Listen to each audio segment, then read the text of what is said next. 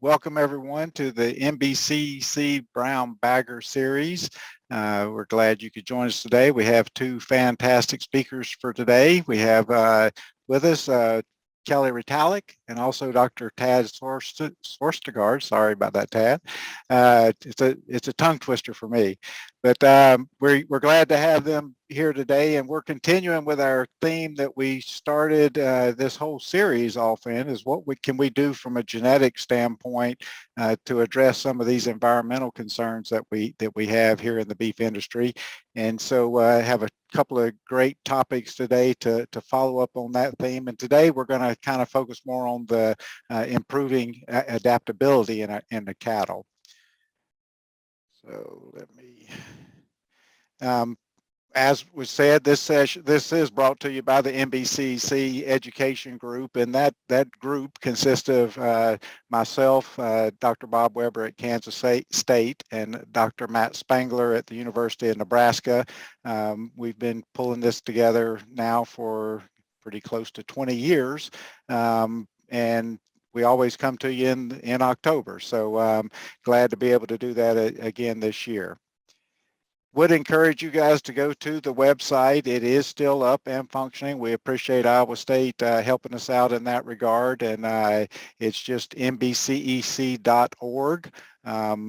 There you can get access to all past brown bagger recordings, as well as we have the sire selection manual. We have the 3rd edition that's up now, so you're welcome to go there, and we have that the electronic version of that sire selection manual there as well. As I said, my name is Darrh Bullock. I'm your host today. I'm an extension professor here at the University of Kentucky, and we will jump right into this thing. As I said, our first speaker today is Kelli Retallick. Kelli serves as the president of Angus Genetics Incorporated, which is, everybody knows, a part of the American Angus Association. In her mission, she drives the mission and guides the research and application of genetic tools that Angus breeders are using. So heavily involved in the genetic evaluation and all things to do with genetic evaluation there at American Angus. Kelli obtained her bachelor's degree in animal science from University of Wisconsin-Madison, got her master's degree in animal breeding and genetics at K-State, and Kelli, this was new news to me. She's working towards her PhD at K-State as well. So really glad to have you with us today, Kelli, and you're going to talk to us about implications in genetic evaluation of hair shedding, which is kind of new to the scene, but something that certainly has some importance to us in the cattle industry. So I'm going to turn it over to you. I think to take control that you just have to start clicking on it, but you might have to click a couple of times before it gives it to you. All righty. Give it a try. Yeah, let me see here. I think you have to click on it first, and then you can go to the bottom left and click the forward button. That's how I remember that working.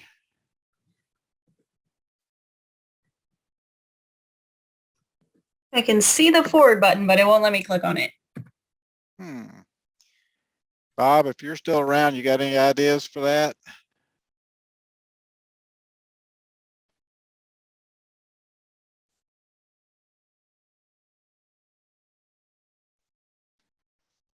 Maybe well, I'll Kelli, just... So if you can, I can certainly advance them for you, but okay. That was me that did that. Okay. Yeah, still for some reason not being able to grab that. Here, hold on one second. There we go. Ah, now it should be good. Okay.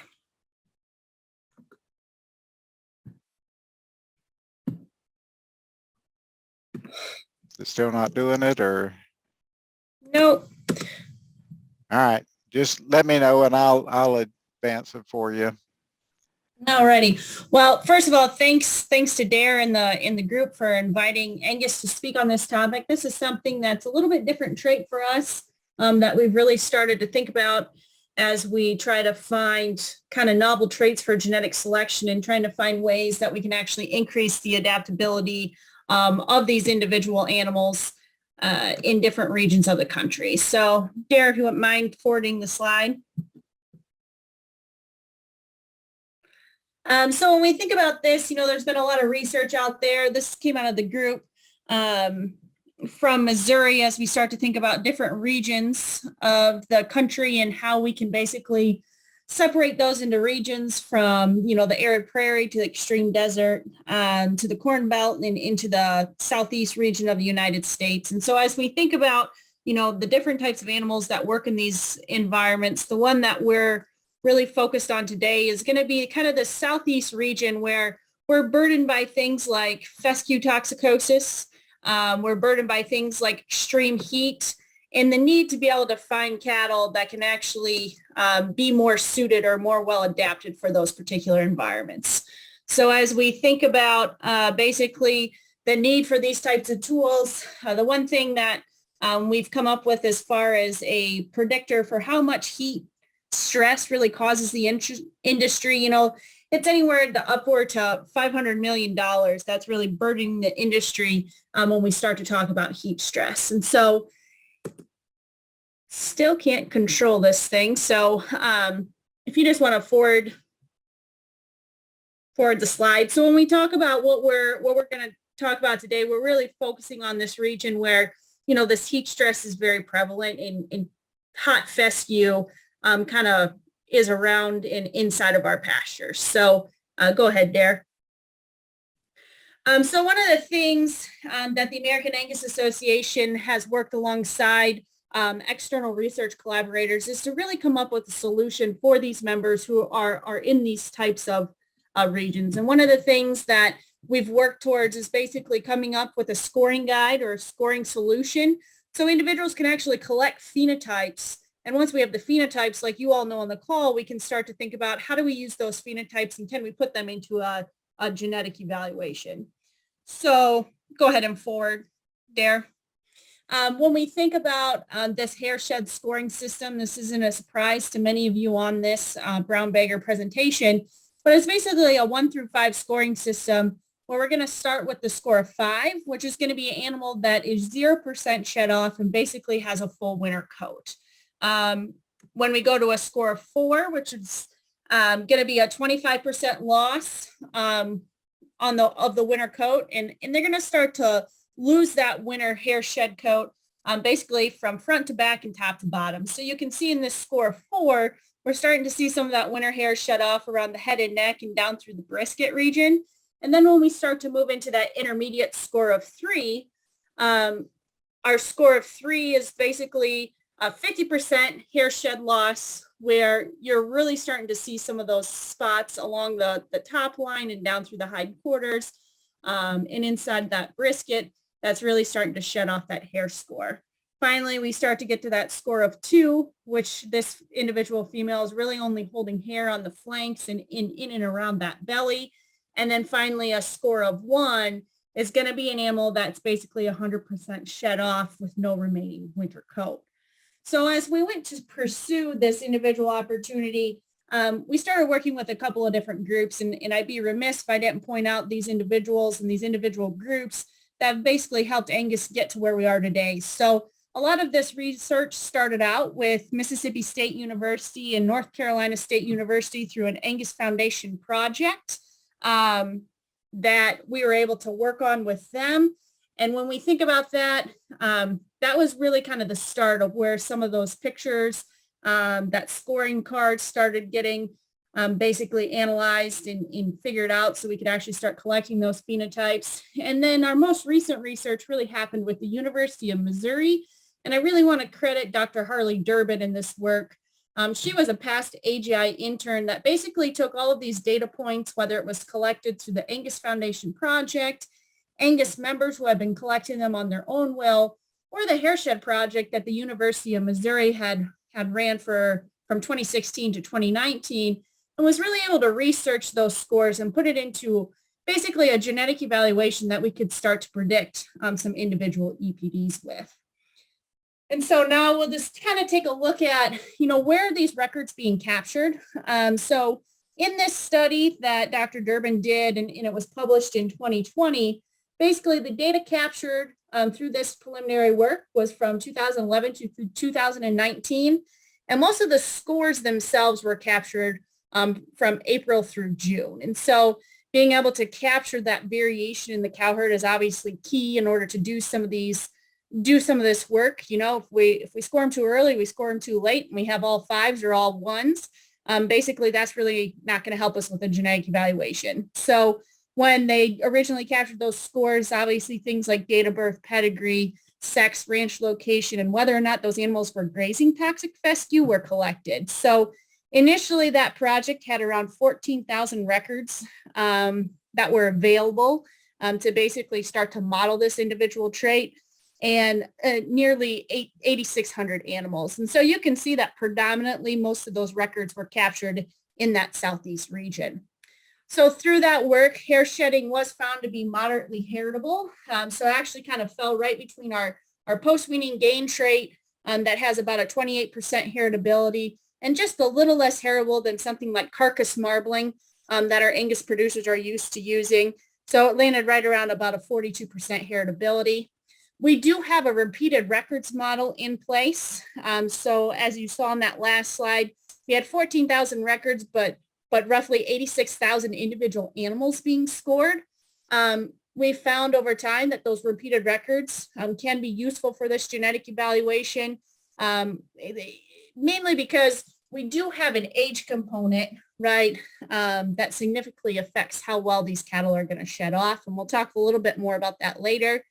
And then within that individual model, obviously we're using repeated records. So we have a permanent environmental effect fit, as well as a fixed contemporary group that's going to account for things like scoring age, whether or not they're grazing on fescue pasture, and then basically ranch of origin. Another thing that we found out of this research project is that hair shedding has shown a correlation with calf performance.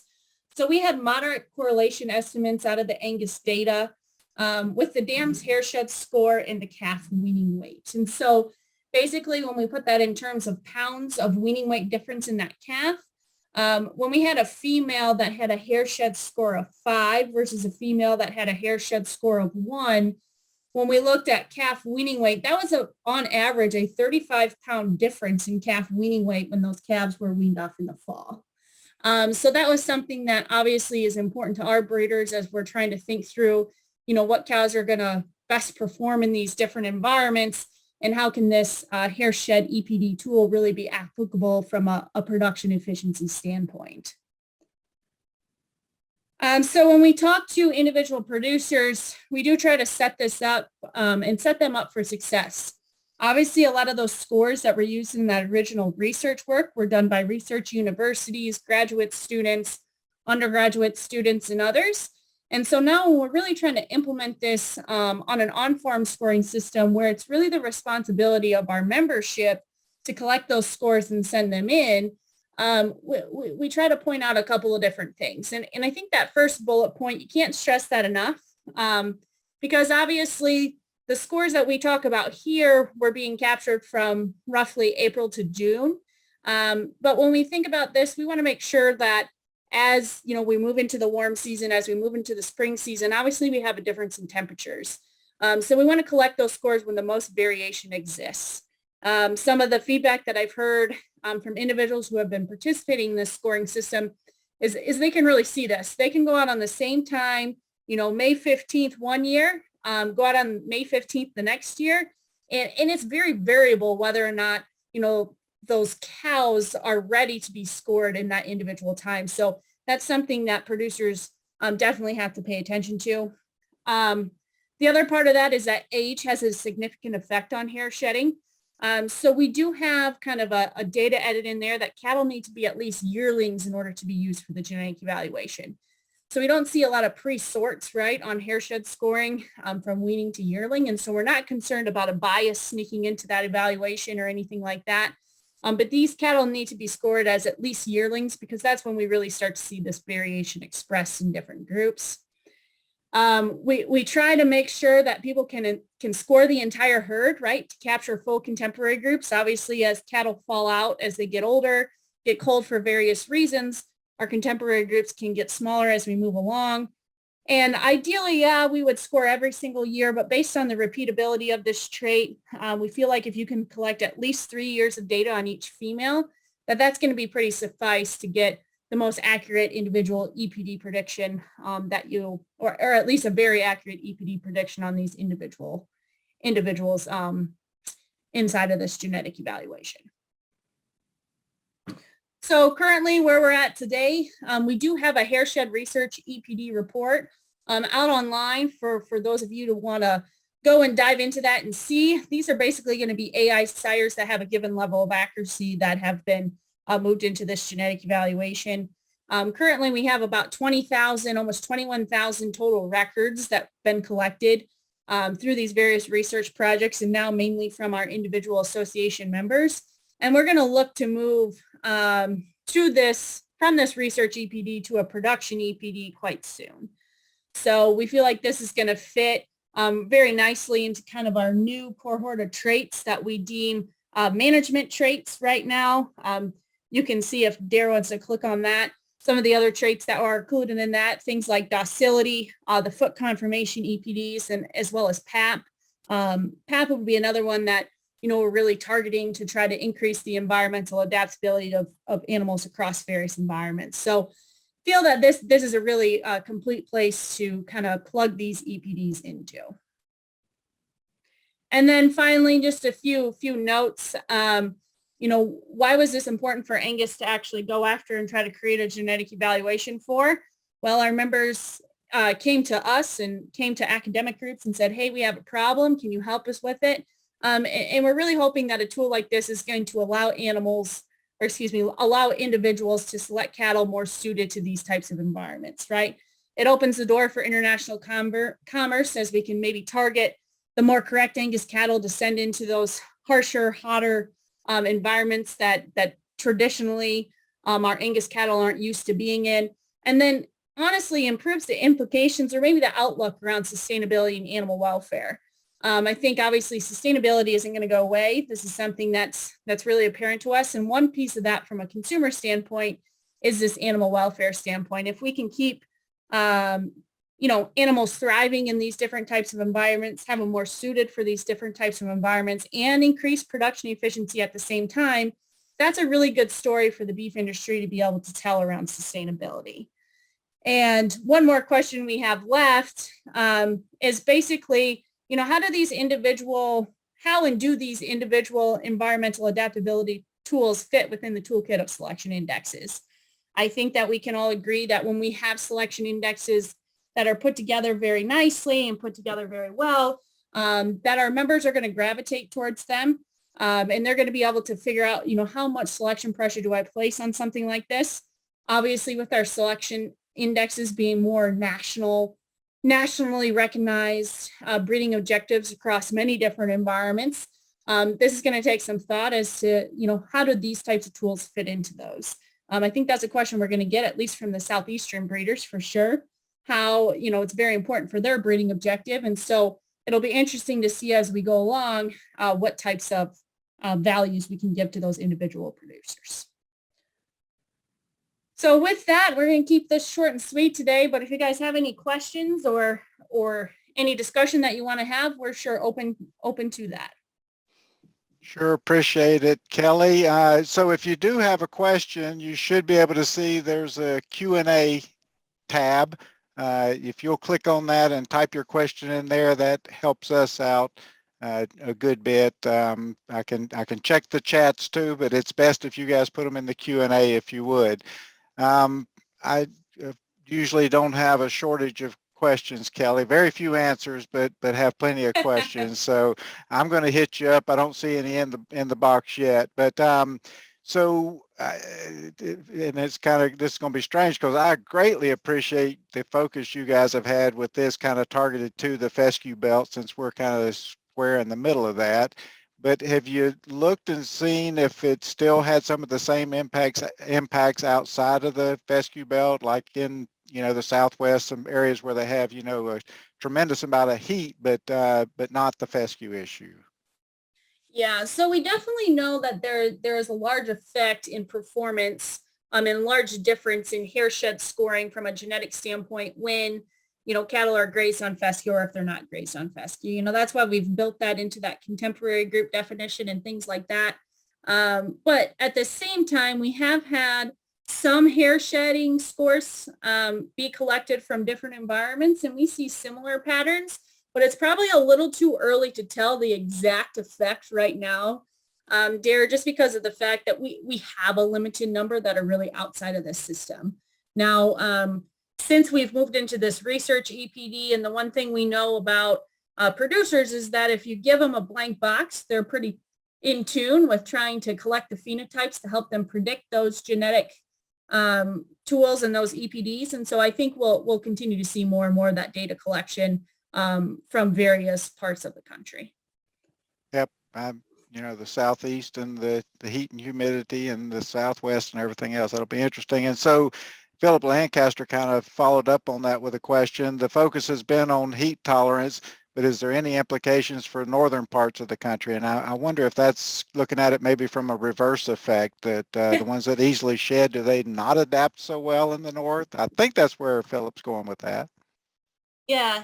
Well, I mean, you would certainly think that maybe that does play a role. We always kind of laughed internally because we thought maybe the show guys would select on the opposite, right? For the hair shed, they always want to keep their hair throughout the summer. And so that was kind of an internal joke that we've had, but I definitely think that, maybe that could come to fruition, but with the lack of data that we have right now coming from those northern environments, right? We really I don't have a good, clear scientific answer for you today to be able to tell you one way or another.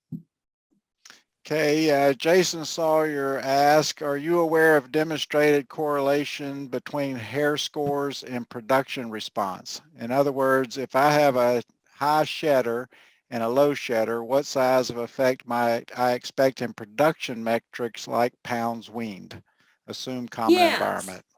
Yep. So we touched on that just briefly, and I kind of looked at it from an overall perspective rather than from a specific score to score perspective. So when we talked about basically that production or that weaning weight of those calves based on that female's hair shed score. So we said a 35-pound difference from basically a cow that scored a 1 to a cow that scored a 5.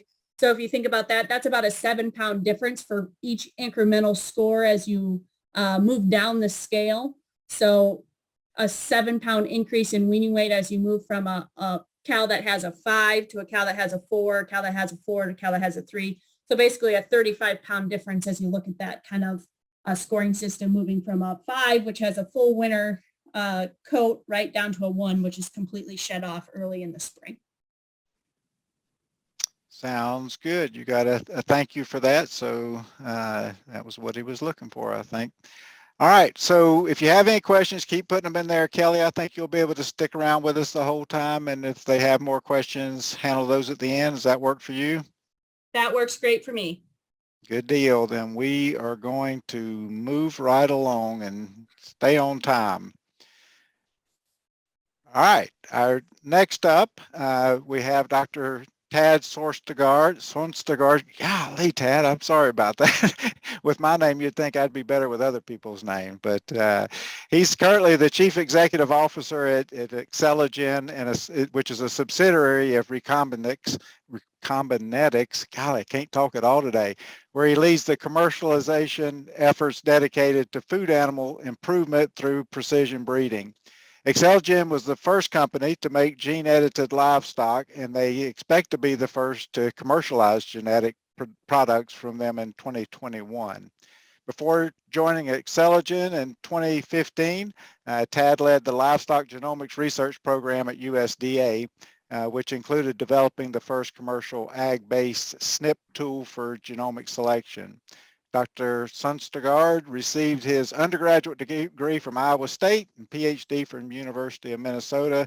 Tad, we really appreciate you helping us out with this today. And Tad's going to speak on the topic of breeding tools for breed outcrossing and impact of sustainable production for tropical climates. And so staying on this adaptability theme, Tad, I'm going to turn it over to you. I hope you can get control. If you attempted that, I think if you hover over the top of it, it's supposed to show on the bottom left corner, it should show you the frontwards and backwards arrows, and you should be able to click on it and go. But Darrh, thanks for the introduction, and thanks to you, Bob and Matt, for the opportunity to talk. I did hover over this and it was showing up, but now it's not. If you want, I can just share my screen. So click on the slide somewhere to start with, and then try it again.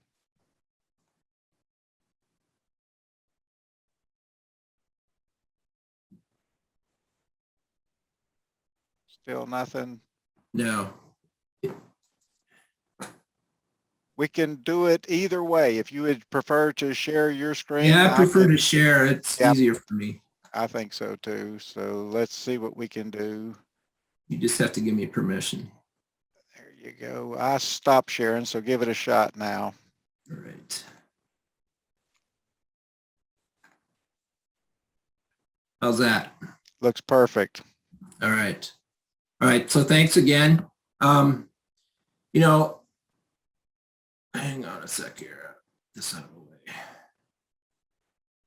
So what I'm going to talk about today is how we envision the use of new breeding tools like CRISPR-Cas9 to fit into schemes for animal breeders that are making cattle better suited for efficient production of high quality animal protein.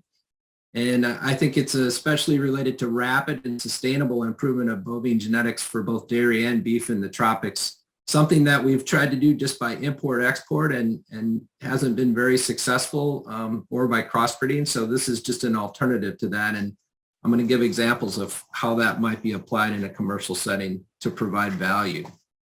So on my outline today, I'm going to talk about, I'm not going to talk about our company. So if you want to know about that, just go to our website. So I'll skip that intro. What I will discuss is our vision for how gene editing is currently best used as a breeding tool and how we've initiated commercial projects to prove out these ideas for the cattlemen. So the genetics we're improving are not just a novelty or a one-off, but we're targeting on working animals and creating nucleus herds that the cattlemen will use and accept. So I will place this topic into an update of 3 traits that we call genetic opportunities that we have available in our portfolio. And some of the processes we are working on to get these to commercialization, I'll go through what some of those challenges and what some of the solutions may be. So in hopes that I can at best offer some transparency to this pathway so you all have a better understanding of how this technology can or cannot be used for genetic improvement.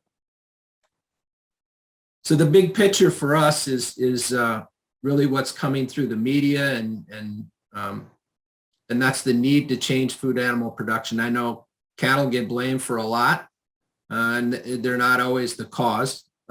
That's one thing for sure, but this is a hot topic button in animal ag. Not everything out there, of course, is accurate or true, but we do know that a whole new set of investment opportunities has emerged through the use of emergence of alternative animal proteins, so fake meat or plant-based meat. And you know, the claims are out there that you're saving 45 trees every time you don't eat a hamburger, which is of course absurd. But I think there's things that we can do using technology to try and make improvements where animal breeders have either neglected or failed to capture some of the variation by bringing in some of those traits into our different populations. And so we see gene editing as filling a critical role in helping change food animal production across these different areas of concern. And we know that this is going to get funded quite heavily here in the future by the government. And there's just announced a $90 billion program, of course, for improved sustainability in agriculture, and that includes animals. So we really believe that genetics, not just management and environment, are really part of the solution. We see that this is really like a summary slide to support why the application of this technology to breeding better cattle in the tropics is where the most impact can be made. And I'll just go through some of the reasoning or the logic that we have behind that. So if you look, about 70% of the world's cattle are in tropical, subtropical regions. And most of the native breeds have relatively low or no impact because on production relative to the greenhouse gas, because they haven't been under artificial selection for efficient production. Sometimes they're just there surviving. I think with gene editing, we get around some of the inefficiencies of crossbreeding because we can provide a change that has a major effect. And so that's a key. What we are editing does have to have a major effect on phenotype in order for it to be useful and complementary to any existing selection programs. But some of the variants that are out there right now allow us to adapt high performance breeds to the tropics. And I'll show some examples of that later. And another thing that really aligns with the best use of this technology in the tropics is South America has a very progressive regulatory pathways. It's based upon the definition of what a GMO is in the Cartagena Protocol. And so based upon that, you can use gene editing in certain ways to create changes in these animals, and they would be categorized as non-GMO. So therefore, they would be regulated as conventional animals. So right now we have in total 5 traits that we are offering commercially to partners. And so our goal is to introduce those changes into our partners' genetics cells or embryos, and then de-risk that process of making sure that the edits perform properly, and then also helping that partner get through regulatory decisions that need to be made in order to make commercialization. I'm only going to focus on the 3 different traits that are involved with tropical production, and the dairy one will just be very short, but it's really serves as an introduction to an acceptance of this technology all the way from the large genetic companies down to the smallholder and what an impact it can have. And then I'll go into things that are more relevant relative to the beef industry with coat color and slick, which is related to heat tolerance. So on the milk yield and disease QTL, we're really targeting existing natural variants that affect milk yield. And also natural alleles that occur in West Africa that we believe are associated or potentially associated with a polygenic trait of trypanotolerance. So trypanosomiasis is a disease that affects cattle in West Africa and is quite debilitating to production. So if we can introduce these and create a crossbred animal that's part Holstein, part Cheer, we believe this can have a big smallholder impact. What are we really addressing is not only the revenues of the smallholder and allowing them to generate more from their animals, but also some of the inefficiencies that are involved with the sustainability of livestock production. So our Western breeds are really not responsible for the enormous amounts of greenhouse gas emissions that we get accused of in the cattle, from the cattle perspective. But when you look at the low middle income countries, this is where these inefficient animals are. And it's not just management, but there's a huge component that's related to genetics and these inefficiencies. So that's what we're trying to address. So we were funded by the Bill and Melinda Gates Foundation to create 16 founder animals that are clones of existing animals that are of high dairy merit, quite actually smaller, more moderate size, so something that smallholders could handle quite well and more of a gender equity based type animal. But it would be better than what they had. And 8 of those founding clones will be derived from Holstein genetics and 8 will be from Darrh, and then half of each sex. So what's unique about our project is that we're doing multiplex gene editing of stem cells. That's really at the edge of where the use of CRISPR-Cas9 technology is for making genetic improvements in animals, and then using those gene-edited animals to be crossed to make a very improved Girolando that's adapted for sub-Saharan Africa. So as a part of that effort, and some of the first objective of this investment was really finding the best tools. And so we built a panel of DNAs from regional cattle in Africa and also from the Western breeds, and also the Gyr that we're actually targeting from the population at Baza Fazenda in Brazil. Those animals were run across a sequenome panel. So why are we doing this? You want to make sure that the alleles you're changing are at low or no allele frequency in your target animals, and that those changes that you're making are relevant geographically, and they're at high allele frequency in some of the native breeds. So we're really validating that the edits that we're doing are supported by the genotypic data. So we ran 33 marker tests. This is just a number of the genes and the candidates and what they're related to relative to phenotype. So the interesting results we had here is that SLIC, which is the heat tolerance, there's 6 different versions of them. We only saw it in Criollo cattle in Latin America, but there were a couple evidences of SLIC2 in West Africa, which had never been identified before. So it's still up in the air as to whether or not that de novo mutation in prolactin receptor existed prior to bringing the cattle over from Spain, Portugal, or even West Africa. So that needs to be investigated further. But it also means that editing SLIC in Holsteins is a must if you want to bring in the heat adaptation. You don't have to do it for the Gyr.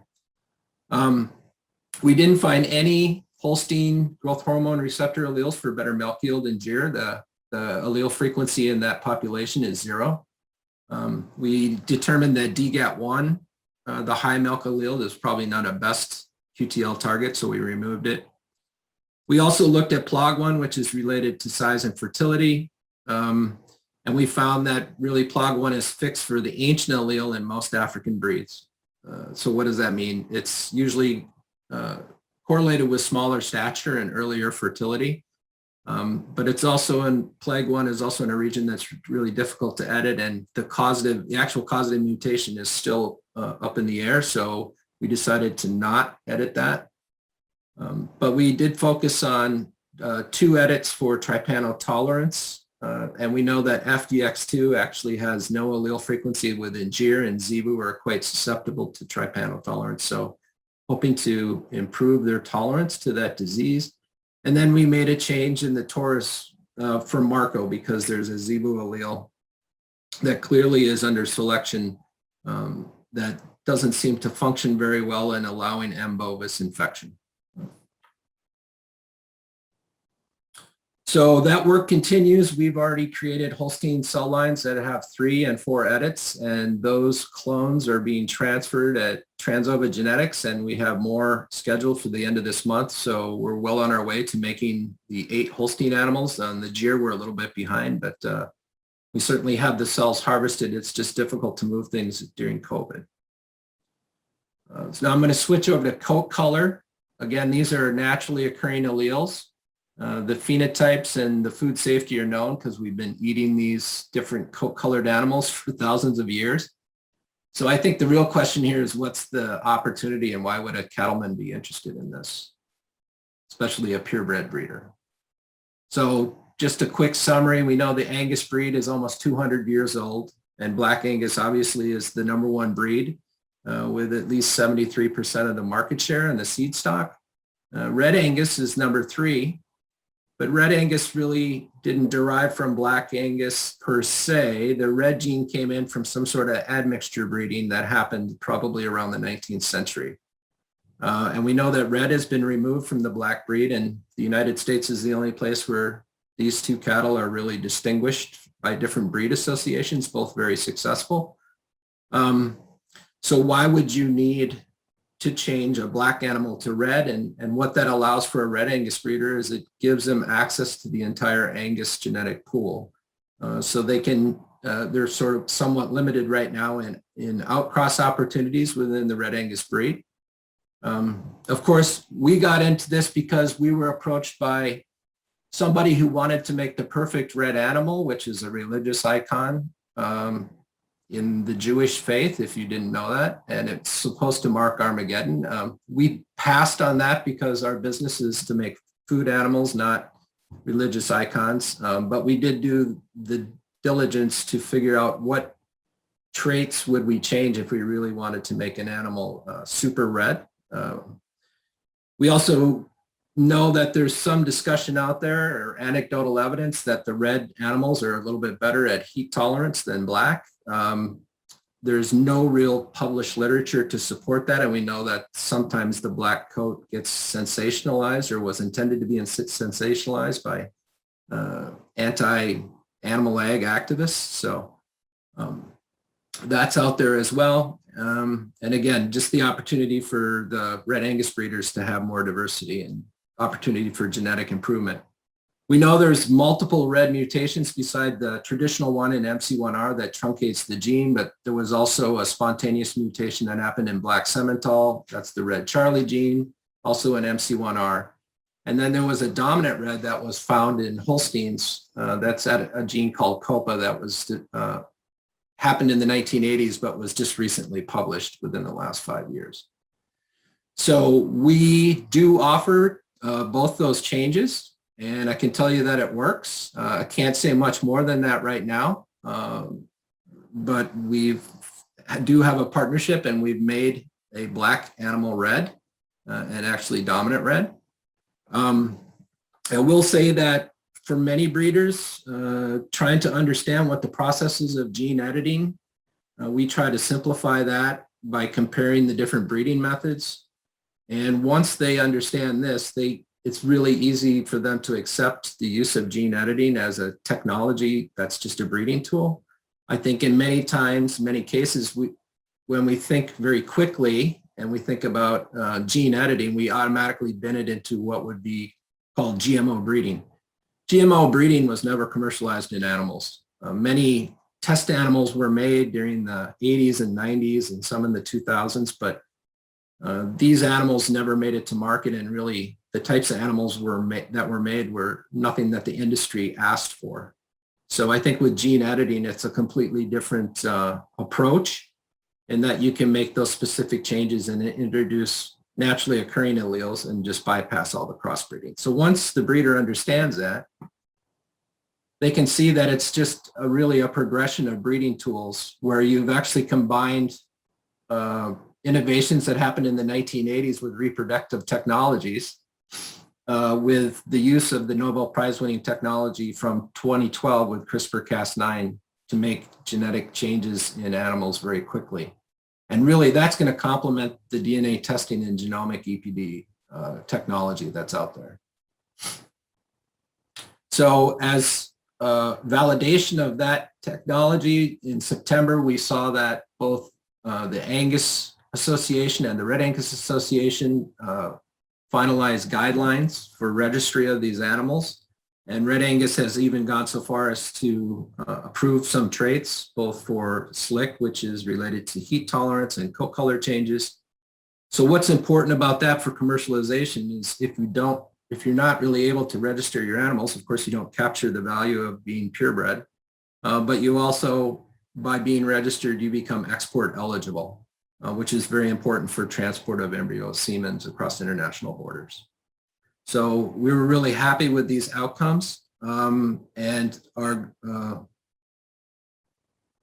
very excited that the two of the most popular breeds in the United States are already supporting this. I will mention, I know that the BIF is working on guidelines for all the breeds, and if you want to, if you're curious about that, I think you can contact either Darrh or Bob, and maybe they'll steer you to what's been developed so far.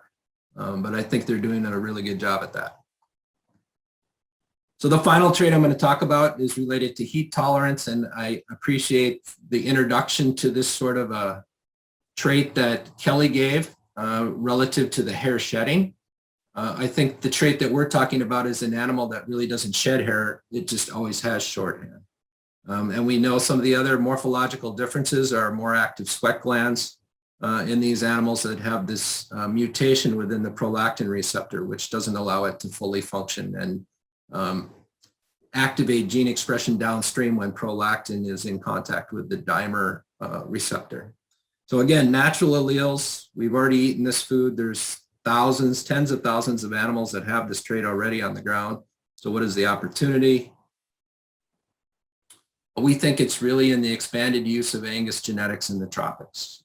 So here on the map, I'm showing the region where Angus struggle to survive as purebreds. Typically, they succumb to heat stress and many of the other maladies that follow downstream, including extreme susceptibility to ticks. So we know that a very desirable product in Brazil right now that takes up about 6% of the beef production is the crossing of Angus genetics with the white cow. And there's 58 million of them in Brazil. So right now about 5 million of those get inseminated.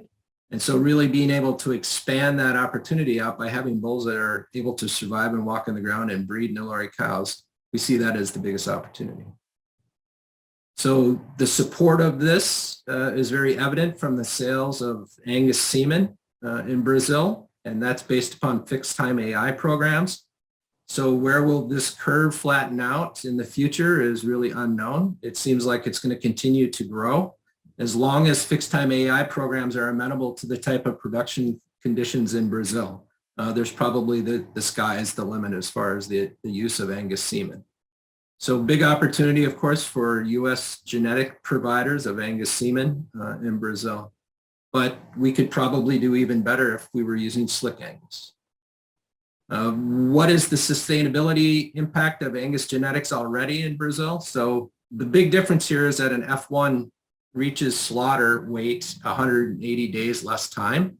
So if we look at the 6% they already have of the market share, we're talking about a reduced land use, the size of the country of El Salvador, about 20,000 Olympic swimming pools full of water, and more than 300 million hours of driving worth of CO2 emissions from a car.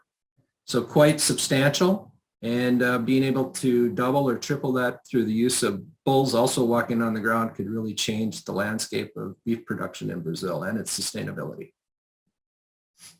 So where does slick come from? Well, it's everywhere, and it seems to be a de novo mutation within the last 500 years. And it's in multiple breeds, and they're all usually related to Criollo cattle. And so I'm showing the various different breeds we've looked in and what countries they're from. And they're all affecting prolactin receptor. And you can see these animals have very, very short hair, or almost down to the nubbins as far as how long that hair actually gets. And they do quite well in the tropics. We've done an extensive survey of these breeds and what versions of slick they have. And what I'm showing here with the green filled boxes is what alleles exist in different populations. So again, these variants don't follow borders. They don't follow breeds. There are many different mixes of these, and you can even find complex heterozygotes within some of these breeds for the different mutations. The only outlier is we identified 2 animals in West Africa that have the same allele as Caracou, which is found in Brazil. So we don't know if that came from Africa or it was in Brazil and moved back. Of course, breeders have known about slick and its commercial value in the tropics for a long time. We already see companies making, by conventional crossbreeding, slick dairy animals to bring that trait into dairy production in the tropics. And of course, the Australian composites have a high frequency of the slick allele, which they brought in from the Senepol breed when they introduced it. So our question was, if we put slick into Angus, can we protect them? And we use North Central Plains genetics. So on the left, I show a photograph of Shaft Valley Angus genetics in Minas Gerais, Brazil, at about 85 degrees Fahrenheit. And you can see the calves in the shadow of the tree, and they were actually panting, and it was still about 10 a.m. in the morning. On the right is a gene-edited clone of a red Angus animal that we made from Minnesota. It's where the founder was derived. And this calf would just lay out in the sun and enjoyed the heat quite a bit. So she was protected. So that proof of concept led us to inject embryos with CRISPR-Cas9 to edit prolactin to make slick animals. And here on the left, I show 2 full sisters. And you can see the one on the left is edited and has the slick trait, and the one on the right is has its normal coat as any Angus animal would have in early June in Iowa. And there's some close-up photos there you can see how short the hair got later on in the year. And then we also have an unrelated bull on the right that's actually at semen collection right now in Iowa. And so we will mate those to make homozygous embryos for export to Brazil. We've had a number of more births, both in beef and dairy at the University of Florida through an FFAR funded project, and we're collaborating with Pete Hansen and CMAX on this. Here on the left, I'm showing Elsa and Hannah and a close-up of Elsa there. So we have more than 20 of these animals on the ground. Some of them are edited, some are not. And of course, they'll all be evaluated. So in summary on the commercialization process, we've secured, you have to secure tool license, the IP for in delivery of the trait, what is the trait that you're editing, and build business contracts and set up international offices to get regulatory approvals, which we just filed for in Brazil yesterday on these animals. So that's just the legal and licensing, and there's a number of steps for that. Prior to that, we've done 5 years of work on perfecting the breeding tool, making the proof of concept animals to show that it works, and then being able to now deploy that trait through different methods, either by cloning or embryo injection, and making it a standardized process that can be regulated. And you really have to have a breeding plan where you can monetize this and still capture the value of that trait downstream. So we've been working on that, and then also working with government acceptance and consumer acceptance and producer acceptance. So we've achieved producer acceptance, it looks like, within some of the beef breeds already. And we're working, and hopefully we'll have some sort of decision on these animals relative to open their use in the US with FDA very soon, and also in Brazil in Q1 in 2022. So we're very excited about the opportunities. Who will be the first to market? I can say we've already lost that. If you didn't see this month, here I show a sumo wrestler holding up a gene-edited sea bream. They've already started pre-sales in Japan of the first gene-edited animals, and then in this case it happens to be a double-muscled or heavy-muscled sea bream. So that's already taken place, but certainly with cattle, we're in a very good position to be one of the first to commercialize. So I thank you for your attention and just acknowledge our partners in this, and happy to take any questions. I'm going to stop sharing now, Darrh. Thank you very much, Tad. I'm going to actually share and put up the information as we get into questions about... So I can't hear you. How's that, any better? Yeah, that's better. I had to put my, I forgot I'd lifted my microphone up. Sorry about that. So I am hopefully sharing again, showing what's going to go on next week. If anybody has any questions, please put them in the Q&A part, and we will be happy to get to those. If you have, you can have questions for either Kelli or Tad, and we'd be happy to address those. So Tad, thanks for mentioning about the BIF guidelines. We actually, that is published. It's already gone through the BIF guidelines committee, and it is actually published on the BIF guidelines wiki now. So about gene edited animals, Dr. Van Enenam put that together for us, and so it's up and going. So go take a look if you'd like to. Let me, I guess I don't want to get too deep into it. I know you're wishful thinking and optimistic and everything, but I know that this is something, if I ever want to get Allison ticked off, I just have to mention something about gene editing and regulatory aspects of it. So what are your thoughts? I mean, do you think that we're going to get to that point reasonably here in the U.S.? Is it going to take other countries getting a much faster leap on us, and then we play catch up? What do you see as realistically what we might be up against here? So I think that FDA has really thought very carefully about how they want to approach this, and I think that there's a different pathway that they're going to offer. And hopefully they're successful at implementing that. And I don't really want to talk too much. I'm very optimistic that the process is going to work. But since we're in the process, I don't want to comment too much more than that. I understand. But I think that in the end, we may all be surprised that it works very well. As far as the processes in Brazil and Argentina, of course, they're very effective, and I really appreciate their approach, but they're basically just making a decision, is it GMO or non-GMO? And if you're in non-GMO, of course, there's nothing left to do other than follow conventional rules and regulations, which, is mostly import, export, and how do you breed animals in Brazil. So those are easy to follow. The EU definitely just completed a study that I don't know how much they paid for it, but again, it's another large book they created. I don't know what the result, the conclusion is. I could guess it, but I probably don't want to be too snarky about that.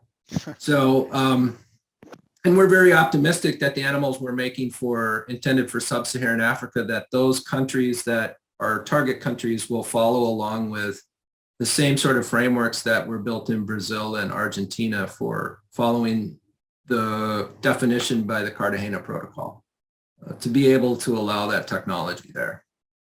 China, again, political decision, so it's hard to say. Maybe they'll have an approval this year, I don't know. And Australia is still trying to get synchrony between their food standards and their gene tech regulators, but it seems like that would be open, and Canada seems fairly reasonable as well. I didn't want to put you too much on the spot, and I think everybody would agree. I mean, we want to make sure that everything is in place so that we have a safe product and everything else. We certainly don't want to stub our toe there, but hopefully that it just seems like there's so much promise to the technology and a lot of opportunities there. Hopefully we can take advantage of. I agree. Any other questions from anybody out there? I'm not seeing anything showing up in the Q&A part. But I actually have a question for Kelli. All right, there you go. So is anybody out there actually treating your hair shedding phenotype as a temporal score and doing repeated measures over the 3-month period and then clustering those the way the animal's response rather than just a single time point? No, we don't have people that would be basically collecting them over that period of time at this point in time, Tad. No, I mean, it's usually once a year, right? And they might do it for multiple years, but they don't do it multiple times in one year. And so how do you guys think about fescue toxicity and parasite burden relative to the hair shed? Yeah, so that's really where some of the original work came out of this. That was really the question that we were trying to answer, right? Was could we basically select for hair shedding and increase our fescue tolerance or increase those cattle's fescue tolerance? And I can send you the paper that Harley had kind of published there because she does go into a little bit more detail than what we did today around, the fescue, right, and its correlation to these hair shed scores and then the outcomes. To the other production traits that we talked about today. Right. So I'll just make a comment. From our perspective on the molecular genetics based upon expression data, clearly the prolactin receptor axis triggers immune function as a part of the hair pelage. And so if you're in a deficit on the immune basis, you don't get the shedding, would be our hypothesis. Yeah. It's an internal external thing. Yeah. Well, that kind of makes sense, right? That they wouldn't put that if they're being challenged by something that maybe their normal processes, including something like hair shed, right, wouldn't take place as simple. Do you see any correlation on conception or calving interval between those that shed and don't? We did not have those correlations made up yet, but it's definitely something that probably should be looked into for the future. I'm going to jump in, Tad, and ask you on the slick gene. I've always been kind of curious with some of the research that's been done. What kind of temperature difference in cattle do you see between the slick and the non-slick? Is it fairly significant, measurable in terms of, I'm just talking about just body temperature? Yeah, so it's not any research I've done. I mean, it's been done by many others, including University of Florida. There's at least a half degree Celsius to a full degree Celsius difference in just body temperature all the time. So they seem to maintain a normal body temperature that's lower than normal. Yep. What is at the root of that, I don't know, but I know like the hypothalamus and the medulla are high expressors of prolactin receptor. Very good. Folks, I'm not seeing any Q&A coming out of your side, so if you have had all the questions answered, if you think of something, type it in real quick. As I tell you about our next session, it's going to be next week at noon Central Time as usual. Dr. Bob will be back as your host for that one.